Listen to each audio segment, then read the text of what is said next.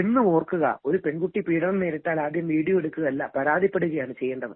അല്ലെങ്കിൽ അവിടെ നിന്ന് മാറി നിൽക്കുകയും കണ്ടക്ടറോട് പറയുകയാണ് ചെയ്യേണ്ടത്. ഇത് മനഃപൂർവ്വം റീച്ചിനും ലൈക്കിനും വേണ്ടി ഒരാളെ കൊലയ്ക്ക് കൊടുത്തതാണ്. അതിനെതിരെ നടപടി ഉണ്ടാകണം. ആത്മഹത്യാ പ്രേരണയ്ക്ക് കേസെടുക്കണം. ഈ പെൺകുട്ടിയെ അറസ്റ്റ് ചെയ്യണം. അതിനുള്ള നടപടികളുമായിട്ട് മുമ്പോട്ട് പോവുകയാണ്. നമസ്കാരം, മലയാളി വാർത്തയിലേക്ക് സ്വാഗതം.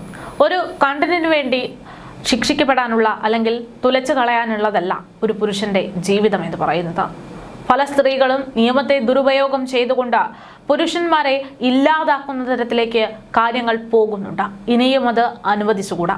ആ പെൺകുട്ടിയെ നിയമത്തിന് മുന്നിൽ കൊണ്ടുവരും. ദീപകിന് നീതി വാങ്ങിക്കൊടുക്കും. അതിശക്തമായിട്ടുള്ള പ്രതിഷേധങ്ങളാണ് ഇപ്പോൾ ദീപകിന്റെ മരണവുമായി ബന്ധപ്പെട്ട ഈ വീഡിയോ പങ്കുവച്ച യുവതിക്കെതിരെ നടന്നുകൊണ്ടിരിക്കുന്നത്. എന്തായാലും ഈ വിഷയത്തിൽ ഗുരുതരമായിട്ടുള്ള ഒരുപാട് പ്രശ്നങ്ങളുണ്ട്. ഇതൊരു സാമൂഹിക പ്രശ്നമാണ് എന്ന് ചൂണ്ടിക്കാണിച്ചുകൊണ്ടാണ് പെൺകുട്ടി രംഗത്തേക്ക് എത്തിയതെങ്കിൽ എന്തുകൊണ്ട് അത് അപ്പോൾ തന്നെ പ്രതികരിച്ചില്ല, ശബ്ദമുയർത്തി സംസാരിച്ചില്ല എന്നൊക്കെ ചൂണ്ടിക്കാണിച്ചുകൊണ്ട് ഇപ്പോൾ രാഹുൽ ഈശ്വർ മലയാളി വാർത്തയോട് പ്രതികരിക്കുകയാണ്. എന്താണ് ഈ വിഷയത്തിൽ പുരുഷ കമ്മീഷൻ ആവശ്യപ്പെടുന്ന ആവശ്യം, നടപടികൾ, നിയമ നടപടികൾ എന്നതിനെ കുറിച്ചാണ് രാഹുൽ ഈശ്വർ വ്യക്തമാക്കുന്നത്. സർ, ദീപകിന്റെ വിഷയം ഇപ്പോൾ സമൂഹ മാധ്യമങ്ങളിൽ ഒന്നടങ്കം ചർച്ചയാകുന്നുണ്ട്. അപ്പോ ഇതിനിടയിൽ ഒരുപാട് വിമർശനങ്ങളും അതുപോലെ തന്നെ ദീപകിന്റെ അവസ്ഥ മനസ്സിലാക്കിക്കൊണ്ട് ദീപകിനെ സപ്പോർട്ട് ചെയ്തും വരുന്ന രണ്ട് വിഭാഗങ്ങൾ ഈ വിഷയത്തിലുണ്ട്. ഇതിലിപ്പോ ശ്രീലക്ഷ്മി അറക്കലിനെ പോലുള്ള നിരവധി ആളുകൾ കൂടെ രംഗത്ത് വന്നിട്ട് പറയുന്നുണ്ട്, അങ്ങനെയുള്ള ഒരാള് ശരിക്കും മരിക്കുന്നതാണ് നല്ലത് എന്നതടക്കമുള്ള പരാമർശങ്ങൾ നടത്തുന്നു. പോസ്റ്റ് ഡിലീറ്റ് ചെയ്യുന്നത് കാര്യങ്ങളൊക്കെയാണ് നടന്നുകൊണ്ടിരിക്കുന്നത്. അപ്പോൾ എങ്ങനെയാണ് ഒരു പുരുഷ കമ്മീഷൻ വേണം എന്ന് ഏറ്റവും കൂടുതൽ അവകാശപ്പെടുന്ന അല്ലെങ്കിൽ ആവശ്യപ്പെടുന്ന ഒരാളാണ് രാഹുൽ ഈശ്വർ. ഇതിനെങ്ങനെയാണ് നിയമപരമായിട്ട് നേരിടാൻ ഉദ്ദേശിക്കുന്നത്? അങ്ങനെ പുരുഷനെ അധിക്ഷേപിച്ച് പോസ്റ്റ് ഇടുന്നവർക്കെതിരെ അതിശക്തമായ നടപടിയെടുക്കും. ശ്രീലക്ഷ്മി അറക്കലിന്റെ പോസ്റ്റ് ചിലർ ശ്രദ്ധയിൽപ്പെടുത്തുകയുണ്ടായി. ചിലപ്പോൾ ഡിലീറ്റ് ചെയ്തു എന്നാണ് ഞാൻ മനസ്സിലാക്കുന്നത്. അതിശക്തമായ അതിനെതിരെ നടപടിയെടുക്കും. അതിന്റെ ഒരു വെരാസിറ്റി ചെക്ക് ചെയ്തുകൊണ്ടിരിക്കുകയാണ്. അങ്ങനെ വന്നിട്ടുണ്ടല്ലേ, അങ്ങനെ ആദ്യം വന്നിരുന്നു, പിന്നെ അവർ ഡിലീറ്റ് ചെയ്തതാണല്ലേ. അപ്പോൾ അങ്ങനെ എനിക്ക് അതിന്റെ സ്ക്രീൻഷോട്ട് ഒരാൾ അയച്ചു തന്നു. അതിനെതിരെ നടപടിയെടുക്കും. അതിശക്തമായ നടപടികളെ മുമ്പോട്ട് പോകും. മരിച്ചൊരാളെ അധിക്ഷേപിച്ചതാണ്, ഉറപ്പായിട്ടും അവർക്കെതിരെ കംപ്ലൈന്റ് മറ്റുമായിട്ട് മുമ്പോട്ട് പോകും. ഏറ്റവും സ്ട്രോങ് ആയ രീതിയിൽ നിലപാടെടുത്ത് നടപടികളെടുത്ത് മുമ്പോട്ട് പോകും. ദീപകിന്റെ വീട്ടുകാർക്ക് 1 ലക്ഷം രൂപ ഞങ്ങളിപ്പോ നൽകുന്നുണ്ട്. അതോടൊപ്പം ബാക്കി കുറച്ച് സഹായവും മറ്റും അദ്ദേഹത്തിന് വേണ്ടി നമ്മൾ സപ്പോർട്ട് ചെയ്ത് കൊണ്ടുവരികയും ചെയ്യും. ഇതിലിപ്പോ ഈ ഒരു വീഡിയോ ആണല്ലോ പ്രധാനമായിട്ടും പ്രശ്നമായി മാറിയത്. ഇത്തരത്തിലുള്ള വീഡിയോകളെ എങ്ങനെയാണ് നോക്കിക്കാണുന്നത്? ഇപ്പൊ ഒരുപാട് പ്രതികരണങ്ങളായി എങ്കിൽ പോലും ചോദിക്കുകയാണ്, ഇനിയും ഇത്തരത്തിലൊരു വീഡിയോ വന്നു കഴിഞ്ഞാൽ അതിനെ നമുക്ക് വിശ്വാസയോഗ്യമായിട്ട് എടുക്കേണ്ട സാഹചര്യത്തിൽ പോലും എടുക്കാൻ പറ്റില്ല. രണ്ട്, എന്നും ഓർക്കുക, ഒരു പെൺകുട്ടി പീഡനം നേരിട്ടാൽ ആദ്യം വീഡിയോ എടുക്കുകയല്ല, പരാതിപ്പെടുകയാണ് ചെയ്യേണ്ടത്. അല്ലെങ്കിൽ അവിടെ നിന്ന് മാറി നിൽക്കുകയും കണ്ടക്ടറോട് പറയുകയാണ് ചെയ്യേണ്ടത്. ഇത് മനഃപൂർവ്വം റീച്ചിനും ലൈക്കിനും വേണ്ടി ഒരാളെ കൊലയ്ക്ക് കൊടുത്തതാണ്. അതിനെതിരെ നടപടി ഉണ്ടാകണം. ആത്മഹത്യാ പ്രേരണയ്ക്ക് കേസെടുക്കണം. ഈ പെൺകുട്ടിയെ അറസ്റ്റ് ചെയ്യണം. അതിനുള്ള നടപടികളുമായിട്ട് മുമ്പോട്ട് പോവുകയാണ്. ഇപ്പൊ ഈ ദീപകിന്റെ വിഷയത്തില് ഈ വീഡിയോ പങ്കുവച്ചിരിക്കുന്ന പെൺകുട്ടിയെ സംബന്ധിച്ച് ആ പെൺകുട്ടിയുടെ എഡ്യൂക്കേഷണൽ ക്വാളിഫിക്കേഷൻ അടക്കം എടുത്തു നോക്കുമ്പോൾ ഒരു സൈക്കോളജിസ്റ്റ് ആണെന്നാണ് പറയുന്നത്. അതറിഞ്ഞായിരുന്നോ? അതെ, ഞാൻ കേട്ടു.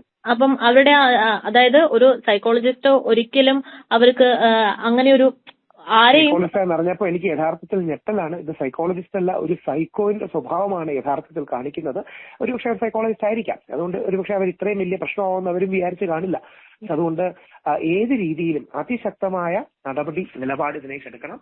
ആ പെൺകുട്ടിയെ തീർച്ചയായും അറസ്റ്റ് ചെയ്യിക്കാനുള്ള നടപടികളുമായിട്ട് മുമ്പോട്ട് പോകും. അതിന് എല്ലാവിധ പിന്തുണയും നൽകണം. അതോടൊപ്പം ദീപത്തിന്റെ കുടുംബത്തെയും നമുക്ക് സപ്പോർട്ട് ചെയ്യണം. ഇതില് ഒരു വിഷയം കൂടെ ഉള്ളത്, ഇപ്പോ രാഹുൽ മാങ്കൂട്ടത്തിനെതിരെ ഇങ്ങനെ സൈബർ ആക്രമണവും നിയമപരമായിട്ടുള്ള പോരാട്ടവും ഒക്കെ വരുന്ന ഒരു വിഷയം എന്ന് പറയുന്നത് അദ്ദേഹം ഒരു പൊതുപ്രവർത്തകനായിരുന്നു എന്നതാണ്. ആ ഒരു പൊതുപ്രവർത്തകൻ സാധാരണ മനുഷ്യനാണ്. അദ്ദേഹത്തിന്റെ ജന്മദിനത്തിനാണ്, ജനുവരി 17 അദ്ദേഹത്തിന്റെ ജന്മദിനം. ആ ജന്മദിനത്തിനാണ് അദ്ദേഹത്തിന് ഈ ദുര്യോഗം നേരിട്ടത്. യഥാർത്ഥത്തിൽ ഞാൻ ഈ ജന്മദിനമാണെന്നുള്ള വിഷയം ശ്രദ്ധിച്ചിട്ടില്ല. എന്റെ സുഹൃത്തായ രാഹുൽ നായർ, അദ്ദേഹം ഒരു സൈക്കോളജിസ്റ്റാണ്, അദ്ദേഹമാണ് ഇത് ചൂണ്ടിക്കാണിച്ചത്. അപ്പൊ എത്രമാത്രം വേദനയിലൂടെ ആയിരിക്കും അവർ കടന്നുപോയെന്നൊന്ന് ദയവായി ചിന്തിക്കുക. അവിടെയാണ് അതിശക്തമായ രീതിയിൽ നമ്മൾ ഈ വിഷയത്തെ ഡീൽ ചെയ്യണം. അതുമായിട്ട് മുമ്പോട്ട് പോകണം. ആ പെൺകുട്ടിക്ക് ശിക്ഷ മേടിച്ചു കൊടുക്കണം. സർ, ഞാൻ പറഞ്ഞ ക്വസ്റ്റ്യൻ ഇതാണ്. അതായത് രാഹുൽ മാങ്കൂട്ടത്തിൽ ഒരു പൊതുപ്രവർത്തകനായതുകൊണ്ട് ഇത്തരത്തിലൊരു പ്രവർത്തനങ്ങളിലൊന്നും ഏർപ്പെടാൻ പാടില്ല എന്നാണ് വിമർശകർ ചൂണ്ടിക്കാണിക്കുന്നത്. അതേ സ്ഥാനത്ത് തന്നെയാണ് ഈ പറയുന്ന പെൺകുട്ടിയും ഒരു പൊതുപ്രവർത്തകയാണ്. ഒരു പാർട്ടിക്ക് വേണ്ടി ഒരു സ്ഥാനാർത്ഥിയായിട്ട് മത്സരത്തിൽ അടക്കം നിന്നിട്ടുള്ള ഒരു വ്യക്തിയാണ്. അപ്പോ രണ്ട് കൂട്ടരും ചെയ്തിരിക്കുന്നത് ഒരേ തരത്തിലുള്ള വിഷയമാണ് എന്നത് വ്യക്തമായി കഴിഞ്ഞല്ലോ. പക്ഷേ ഇപ്പോൾ സമൂഹ മാധ്യമങ്ങളടക്കം ആ പെൺകുട്ടിയെ സൈബർ ആക്രമണം നടത്തുന്നു എന്നതിനേക്കാൾ ഉപരി ഈ വിഷയം ചർച്ച ചെയ്യപ്പെടാതിരിക്കാനുള്ള സാഹചര്യങ്ങൾ ഒരുക്കുന്നുണ്ട്. അതായത് ഇപ്പോൾ ഇതേ സ്ഥാനത്താണ് ഒരു ആൺകുട്ടിക്ക് അല്ലെങ്കിൽ ഒരു പുരുഷന് പ്രശ്നം വന്നത് എങ്കിൽ കുറച്ച് സംസാരിക്കുകയും പെൺകുട്ടിയാണെങ്കിൽ ഇരവാദം ഉന്നയിച്ചുകൊണ്ട് നിരവധി ആളുകൾ രംഗത്തേക്ക് വരുന്നതുമായിട്ടുള്ള സാഹചര്യമാണ് ഒരുങ്ങുന്നത്. അതാണ് യഥാർത്ഥത്തിൽ ഇപ്പോൾ ഈ നാട്ടിൽ സംഭവിച്ചുകൊണ്ടിരിക്കുന്നത്. അതിനെതിരെയുള്ള ശക്തമായ നടപടികളും നിലപാടുകളും എടുത്ത് നമുക്ക് മുമ്പോട്ട് പോകാൻ കഴിയണം.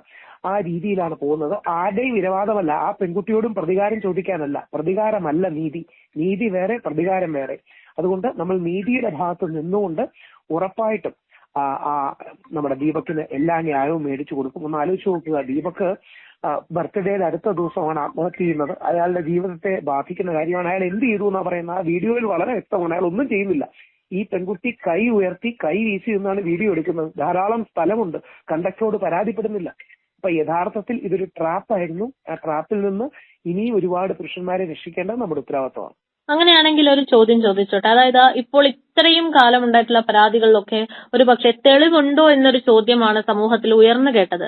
അങ്ങനെ ചോദ്യങ്ങൾ കേൾക്കുന്ന ഒരാൾ ഒരു പക്ഷേ ഇങ്ങനെ ഒരു സംഭവം ഉണ്ടാകുമ്പോൾ അതൊരു വീഡിയോ എടുത്ത് വെക്കുക, ആ ഒരു തെളിവുണ്ടാക്കുക എന്നുള്ള മനോഭാവത്തിലേക്ക് എത്തിയാൽ അത് തെറ്റായി എന്ന് പറയാൻ പറ്റുമോ? ഒരിക്കലുമില്ല. പക്ഷെ തെളിവ് എന്തെങ്കിലും വേണ്ടേ? ഏതെങ്കിലും രീതിയിൽ ഒരു വസ്തുത വേണ്ടേ?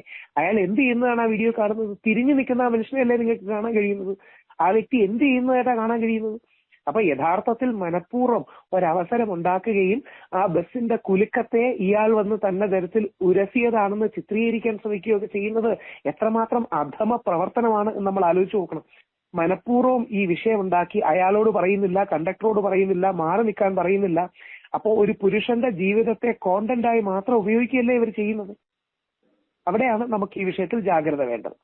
ഇതിലിപ്പോ നിയമപരമായിട്ട് മുന്നോട്ടേക്ക് പോകുമ്പോൾ തെളിവുകൾ സ്വാഭാവികമായിട്ടും ചോദിക്കുമല്ലോ. അപ്പോ ദീപക് നിരപരാധിയാണ് എന്ന് പറയാനുള്ള തെളിവുകളായിട്ട് എന്താണ് ചൂണ്ടിക്കാണിക്കാൻ ഉദ്ദേശിക്കുന്നത്? ദീപക് നിരപരാധിയാന്നുള്ളതിന്റെ ഏറ്റവും തെളിവ് ആ വീഡിയോ ആണ്. കാര്യം ഏതെങ്കിലും രീതിയിൽ ദീപക് തെറ്റ് ചെയ്യുന്നതായിട്ട് നമുക്ക് ആ വീഡിയോയിൽ കാണാൻ കഴിയുന്നുണ്ടോ? ദീപക് ഈ കുട്ടിയുടെ മുമ്പിലല്ലേ നിൽക്കുന്നത്? ഈ കുട്ടി ദീപകിന്റെ പുറകിലല്ലേ നിൽക്കുന്നത്? രണ്ട്, ഈ കുട്ടി അവിടെ കണ്ടക്ടറോട് പരാതി പറഞ്ഞു. ഈ പെൺകുട്ടി ദീപകിനോട് മാറി നിൽക്കാൻ പറഞ്ഞു. ഈ കുട്ടി ഏതെങ്കിലും രീതിയിൽ അവിടെ വെച്ച് പരാതി പറയുകയോ മറ്റും ചെയ്തില്ല. നേരെ തിരിച്ച് ആ പുരുഷന്റെ അടുത്ത് ചെന്ന് നിന്ന് ഫോട്ടോയും വീഡിയോയും എടുത്ത് അല്ലെങ്കിൽ വീഡിയോ എടുത്ത് അയാളെ അപമാനിക്കാൻ നോക്കുക. വേറൊരു പെൺകുട്ടിക്ക് ബുദ്ധിമുട്ടുണ്ടായി എന്നാണ് ഈ പെൺകുട്ടി പറയുന്നത്. ഏത് പെൺകുട്ടിക്കാണ് ബുദ്ധിമുട്ടുണ്ടായത്? ചുമ്മാ പറയുകയാണ്. മനഃപൂർവ്വം ഒരു പുരുഷനെ ടാർഗറ്റ് ചെയ്ത് ഇല്ലാതാക്കാൻ വേണ്ടി ചെയ്യുന്ന കാര്യങ്ങളാണിത്. ഇതിനെതിരെ ശക്തമായ നടപടി വേണം. ദീപകിന്റെ വീട്ടുകാരുമായിട്ട് സംസാരിച്ചിരുന്നു. എങ്ങനെയാണ് അവര്?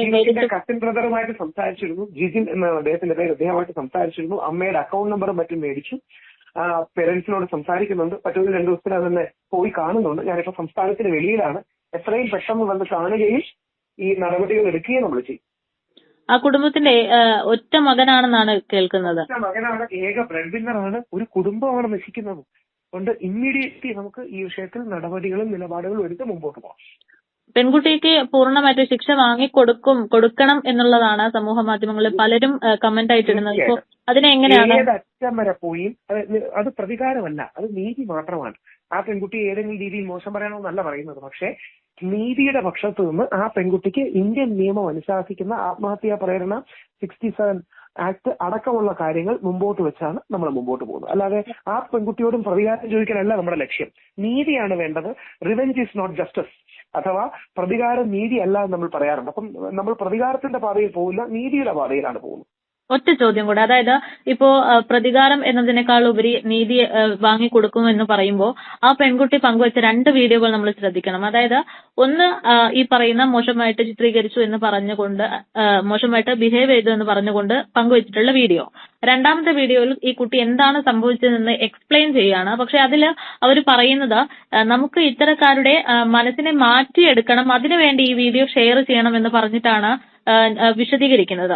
അപ്പോ ബേസിക്കലി ഷെയറിനും ലൈക്കിനും വേണ്ടിയാണ് ചെയ്യുന്നത്. അത് തന്നെയാണ് അതിന്റെ പ്രശ്നവും. അതായത് ഒരു ഇരയെ, ഒരു സ്കെയർക്രോ അല്ലെങ്കിൽ ഒരു ബലിയാടിനെ ഉണ്ടാക്കി ആ ബലിയാടിന് വേണ്ടിയിട്ട് സൈക്കോളജിസ്റ്റ് എന്ന് പറയുന്ന ഇവർ പരമാവധി ഷെയർ കിട്ടാൻ വേണ്ടിയാണ് ഇത് ചെയ്യുന്നത്. ഞാനൊരു കാര്യം ചോദിച്ചോട്ടെ, അങ്ങനെ ആ പുരുഷനെ നന്നാക്കാനാണെങ്കിൽ ഇയാളോട് നേരിട്ട് പറയാറുന്നില്ലേ? കണ്ടക്ടറോട് പരാതിപ്പെടാറുന്നില്ലേ? അങ്ങനെ എന്തെങ്കിലും ചെയ്തിട്ടുണ്ടോ? അങ്ങനെ ഒന്നുമില്ല. ഇതൊക്കെ വെറും നമ്പറുകൾ പറയുന്നതാണ്. ഇതൊക്കെ കണ്ടന്റിന് വേണ്ടി. ഞങ്ങൾ ആണുങ്ങളുടെ ജീവിതം അങ്ങനെ ആരുടെയെങ്കിലും കണ്ടന്റിന് വേണ്ടി എരിഞ്ഞിറങ്ങാനുള്ളതല്ല.